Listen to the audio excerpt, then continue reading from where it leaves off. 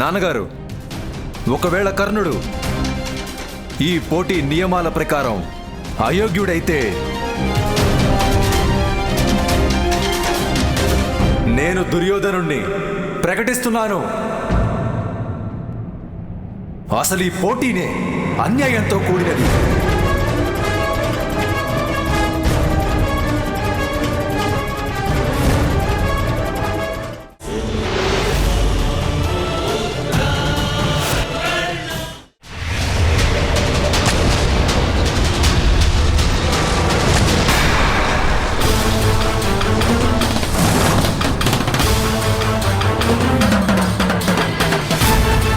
శిశిరాస్త్రాన్ని భేదించిన ఆ ధనుర్ధారి ఎవరు? ఎవరు పరశురాముడి శిష్యుడు? ఎవరి యుద్ధంలో విఘ్నాన్ని కలిగించే దుస్సాహసం చేసింది? ఈ బాణాన్ని ఎవరు సంధించారు? నేనే.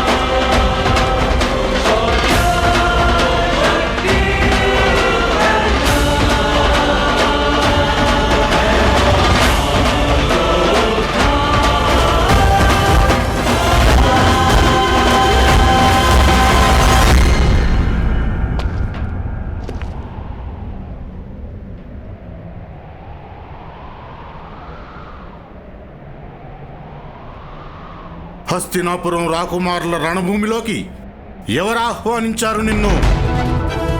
సమాధానం చెప్పు.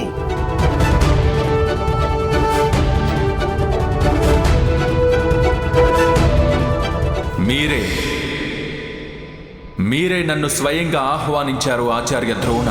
నేనా? అసంభవం. అసలది ధనస్సే కాదు. దాని ప్రకంపనల్లో జుంకారం లేకపోతే,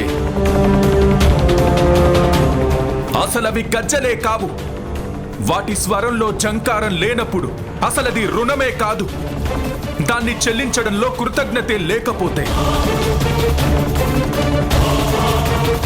అసలది యుద్ధమే కాదు. ఎవరైనా సవాల్ని స్వీకరించనప్పుడు,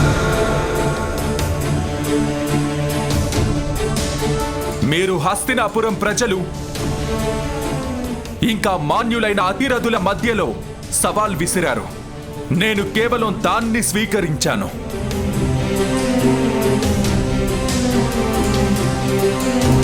ఈ పోటీ కేవలం హస్తినాపురం రాకుమారుల మధ్య, ఇంకెవ్వరికీ స్థానం లేదు.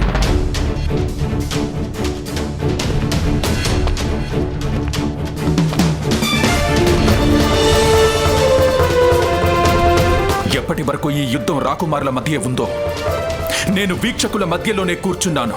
ఎప్పటి వరకు మీ మాటలు అర్జునుణ్ణి పొగుడుతున్నాయో నా బాణాలు మౌనం వహించాయి.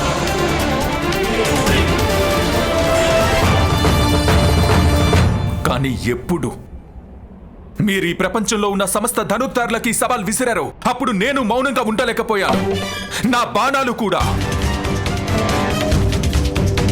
దేన్ని మీరు నా దుస్సాహసంగా భావిస్తున్నారు అది నాకు తప్పనిసరి ఆచార్య. ఓ గురువు ఎప్పుడైతే ప్రపంచంలోని ధనుర్ధారులందరినీ సిగ్గుపడేలా చెయ్యాలనుకున్నాడు, అప్పుడు ఈ శిష్యుడికి వాళ్ళ గౌరవాన్ని కాపాడేందుకు రాక తప్పలేదు. మీ అహంకారంతో కూడిన మాటలకు సమాధానమే నా ఈ దాడి.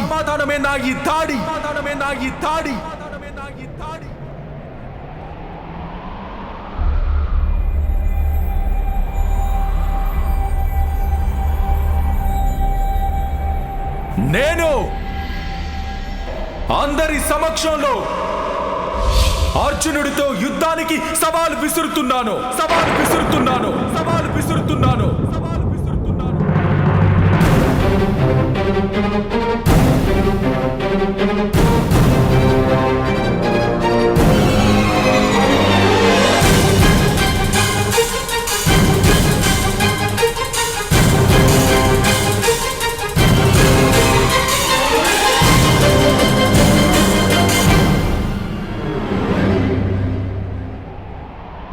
నేను వచ్చానన్న సందేశం నిన్న రాజ్యసభలో మీకు లభించే ఉంటుంది కదా.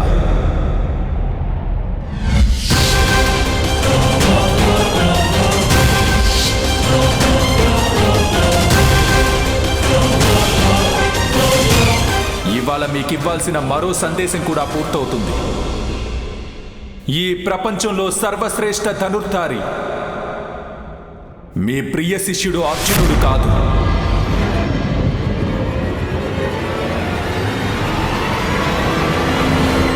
ఎవరు ఈ మూర్ఖ యువకుడు విదురా ఆచార్య ద్రోణాచార్యుల వారి శిష్యులకే పోటీనిస్తున్నాడో?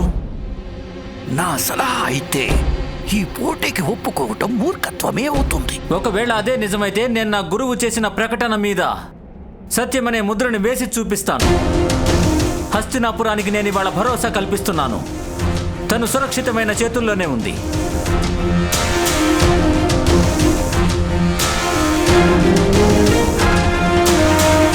ఒకవేళ నువ్వు ఇక్కడికి రావడానికి కారణం నా గురుదేవుల ప్రకటనే అయితే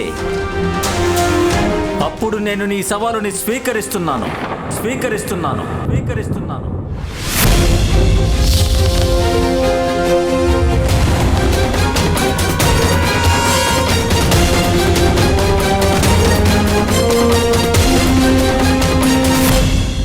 ఆగు యువకుడా. హస్తినాపురం రాకుమారుడికి సవాలు విసరడానికి ముందు నువ్వీ సమస్త హస్తినాపురం ప్రజానికానికి నిన్ను పరిచయం చేసుకోవాలి.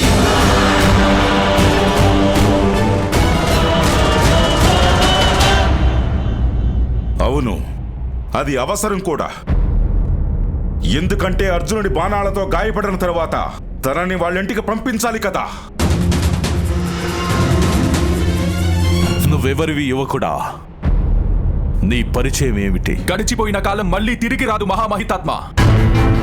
కానీ గడిచిపోయిన జ్ఞాపకాలు తిరిగి వస్తాయి.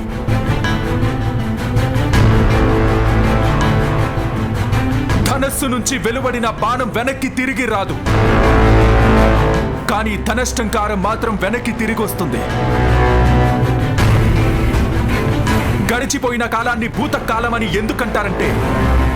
ఎందుకంటే అది వర్తమానంలోకి తిరిగి వస్తుంది.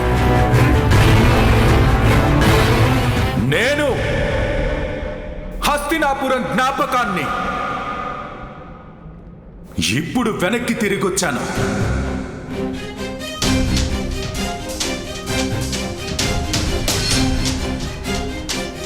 ఎవరికి బాణాన్ని ముట్టుకోవడానికి అధికారం లభించలేదో తను బాణాల పరంపరను తీసుకొచ్చాడు.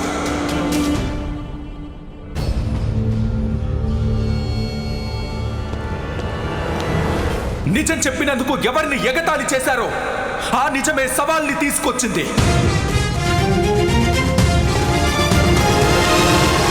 ఎవరిని ధనుర్విద్యకి అయోగ్యుడిగా భావించారో తను తన యోగ్యతనే గౌరవాన్ని పొందడానికి వచ్చాడు. మీరు దయచేసి నన్ను మీ శిష్యుడిగా స్వీకరించండి గురుదేవా. నేను కేవలం పూర్తిగా రాకుమారులకు మాత్రమే శిక్షణ ఇస్తాను. కర్ణ,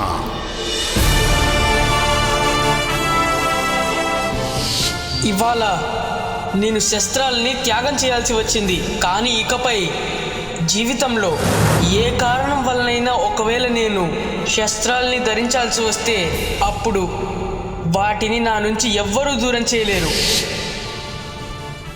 అతిరథ పుత్రుడు కర్ణుడా. సోనుడి అన్న కర్ణుడా?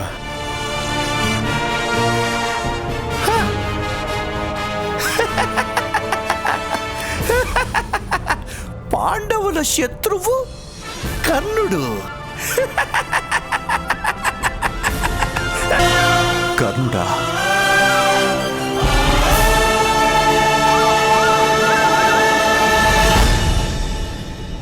నిశ్చయం పూర్తయింది కదా, మరి నాకిప్పుడు యుద్ధానికి అనుమతిస్తారా? లేదు.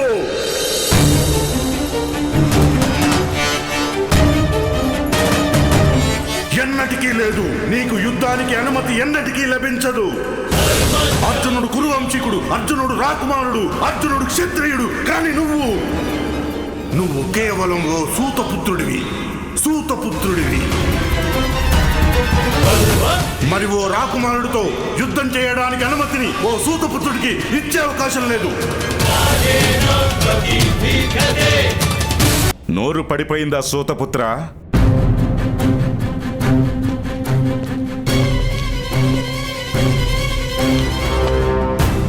నేను గర్వంగా చెప్పుకుంటాను, నా తండ్రి ఓ సారథి. కానీ దుఃఖం ఏంటంటే యుద్ధంలో మహారథి కంటే ముందే బాణాల్ని ఎదుర్కొనే సారథికి ఇక్కడ గౌరవానికి అర్హుడిగా భావించడం లేదు.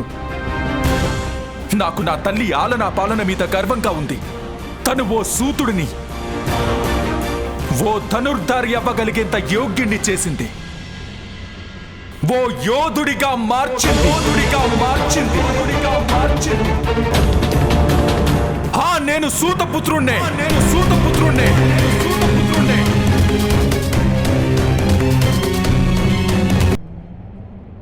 అవును, నేను సారథి అతిరథుడి పుత్రుడినే.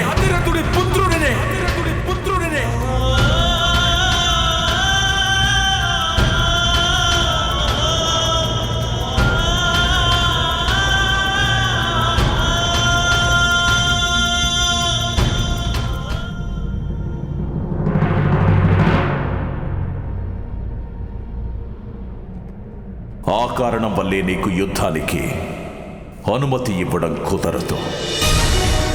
కేవలం ఓ రాకుమారుడికి మాత్రమే రంగభూమిలో యుద్ధానికి అనుమతి ఇవ్వబడుతుంది. ఎందుకు మహామహితాత్మ? ముత్యాలు ఏ సాగరం నుంచొచ్చాయని ఎవరడుగుతారు? వాటిని మాలలో వేసుకుని ధరిస్తారు కదా. సాగరం జలధారలకు ఆశ్రయం ఇవ్వడానికి ముందు వాటిని వాటి చిరునామా అడగదు కదా. అవి మట్టిలో ప్రవహించినా సరే వాటి లక్ష్యం దాహం తీర్చడమే కదా.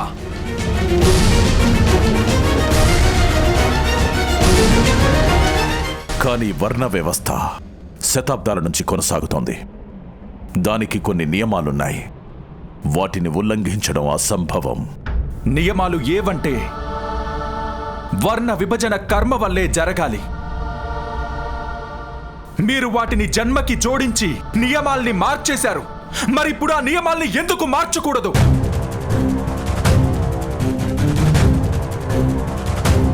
గురు పరశురాముడు జన్మతో ఓ బ్రాహ్మణుడు, కానీ కర్మలో ఓ క్షత్రియుడు. విశ్వామిత్రుడు రాజకులంలో జన్మించి ఓ బ్రహ్మర్షి కావచ్చు. మరి ఓ సూతపుత్రుడికెందుకు తన కర్మ వల్ల యుద్ధానికి అధికారం లభించదా? ఎందుకంటే సూతుడికి కేవలం ఒక్కటే కర్మ, రథం పగ్గాల్ని చూసుకోవడం, ధనస్సు నారిని కాదు. ఎందుకంటే లోహంతో కరవాలాన్ని తయారు చేయొచ్చు, భూషణాలు కాదు. సామ్రాట్ కిరీటం శోభని పెంచేది, అది కూడా బొగ్గు ముక్క నుంచే తయారవుతుంది.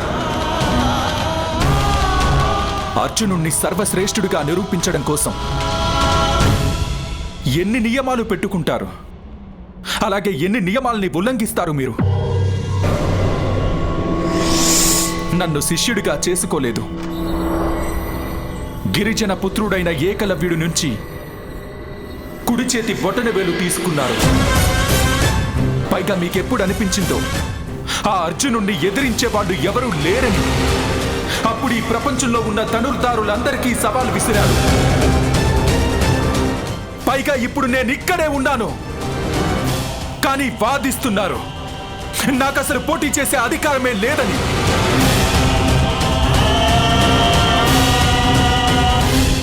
మరి మీ ఆలోచనలో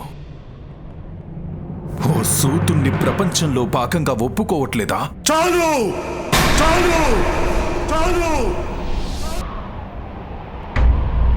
చాలి కాపు కర్ణ, నువ్వు నా గౌరవాన్ని ధిక్కరిస్తున్నావు. చాలాపు.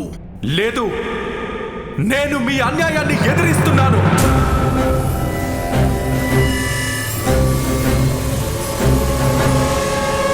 ఇదెక్కడి అన్యాయం మహామైతాత్మ? నేను ఈ నీతిని ఒప్పుకోవట్లేదు. ఆ నిర్ణయం హస్తినాపురం ప్రజలే నిర్ణయిస్తారు. ఏ హస్తినాపురం ముందర నువ్వు వాళ్ళ రాకుమారుడు అర్జునుడికి సవాలు విసిరావో అడుగు ఆ ప్రజల్నే. ఇప్పుడు వాళ్ళ రాకుమారుడితో యుద్ధం ఒక సూతపుత్రునితో జరుగుతుంటే చూడ్డానికి ఇష్టపడతారేమో.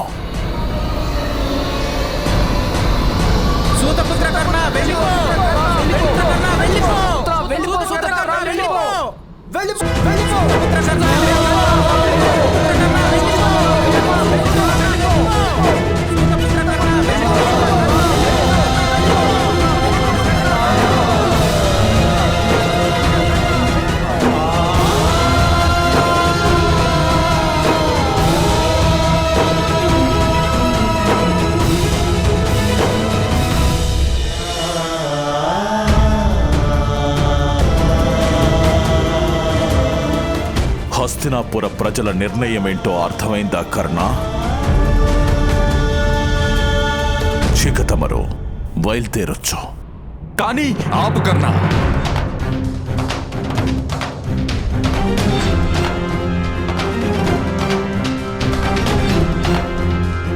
నీ తండ్రి చెప్పిన మాటలు వినలేదు, ఆచార్యులు చేసిన హెచ్చరికను వినలేదు, మహామహితాత్ముడి ఆదేశాన్ని పాటించలేదు. ఇప్పుడు ప్రజల తిరస్కారాన్ని కూడా స్వీకరించవా? ఇంటికి పద కర్ణ. అర్థం చేసుకోవడానికి ప్రయత్నించు. నీ జీవితం పురస్కారం కాదు, ఇదే తిరస్కారమే.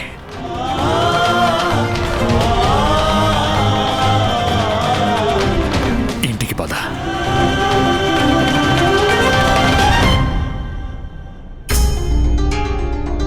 మహామహితాత్మ, ఆచార్యవర్య, తనని క్షమించండి.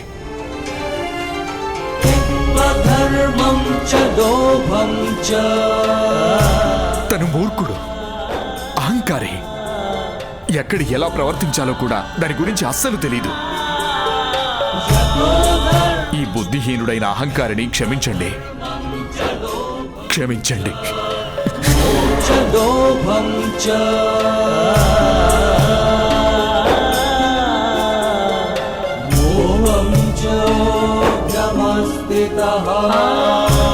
ఇంటికి పద బాబు, ఇంటికి పద.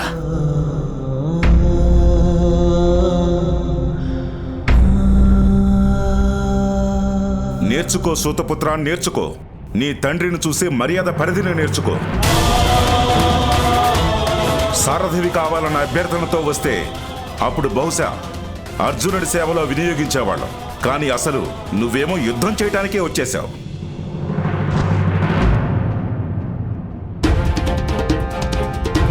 వెళ్ళు సూతపుత్ర, ఇంటికెళ్ళి మీ నాన్న దగ్గర మర్యాద పాఠాలు నేర్చుకో.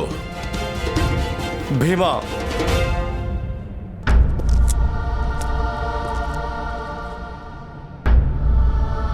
ముందు నువ్వు పద్ధతిగా మాట్లాడడం నేర్చుకో.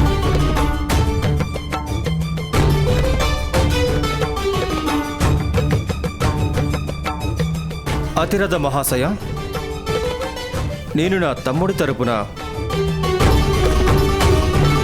మిమ్మల్ని క్షమాపణ కోరుతున్నాను. ఇంటికి పద బాబు. ఎక్కడ మనకి స్థానం లేదో అక్కడ మనకి మర్యాద కూడా ఉండదు. నా కాబోయే సామ్రాట్, ఈ అర్జునుడి దివ్యాస్త్రాలకు సమాధానం ఈ కర్ణాస్త్రం. అతన్ని నీ చేతి నుంచి జారిపోనివ్వద్దు. లేదు,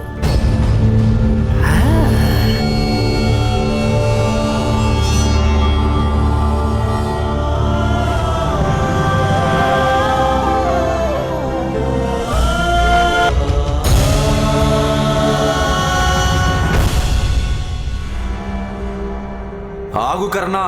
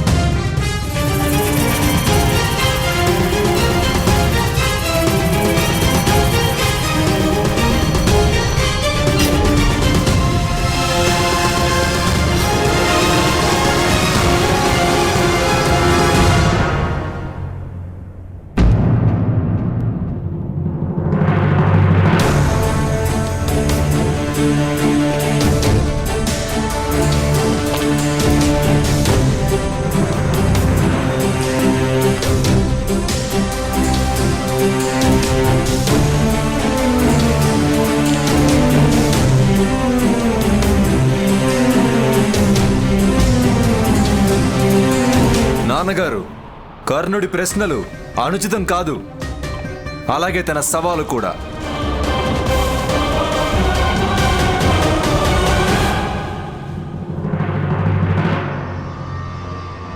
కర్ణుడు నిజమే చెప్పాడు కదా.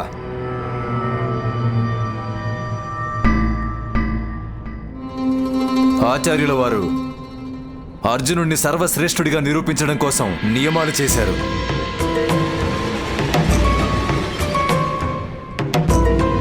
తరువాత ఆయనే వాటిని భంగపరిచారు కూడా. ఆయన ఈ రణభూమిలో సవాలు విసిరారు. కానీ ఇప్పుడు కర్ణుడు పోటీ కోసం ఇక్కడికి వస్తే ఆయన తనని అయోగ్యుడిగా నిరూపించారు. నాన్నగారు, ఒకవేళ కర్ణుడు ఈ పోటీ నియమాల ప్రకారం అయోగ్యుడైతే నేను దుర్యోధనుణ్ణి ప్రకటిస్తున్నాను. అసలు ఈ పోటీనే అన్యాయంతో